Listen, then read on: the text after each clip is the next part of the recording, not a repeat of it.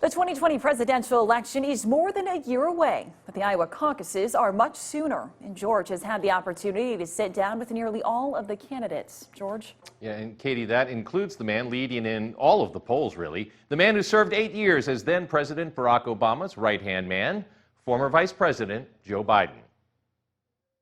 Never mind that Joe Biden has a double-digit lead in more than a few Iowa polls. The former vice president isn't taking anything for granted. This new political ad began airing in the Hawkeye State yesterday. And all the polls agree Joe Biden is the strongest Democrat to do the job.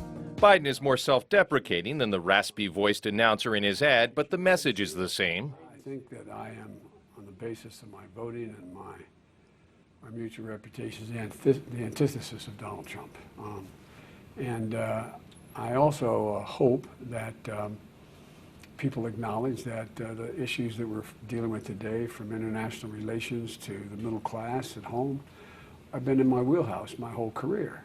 Biden has taken heat from his fellow Democrats for touting his ability to work with Republicans. During our discussion, Biden spoke of his decades-long friendship with the late conservative senator from Delaware, Bill Roth. We disagreed, but Bill still was a guy who supported civil rights and civil liberties. Bill was a guy who,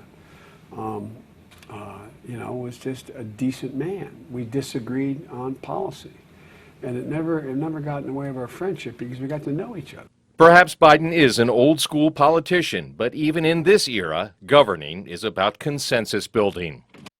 Well, when I was live at the Democratic Wingding fundraiser earlier this month, we talked about the fact that Biden and I have a long history, from the then U.S. Senator speaking at this reporter's high school graduation to my coverage of his 1988 and 2008 presidential campaigns. Well, and that is not all, actually. Some of you may have seen the former vice president actually call George's mother in Delaware following the most recent interview.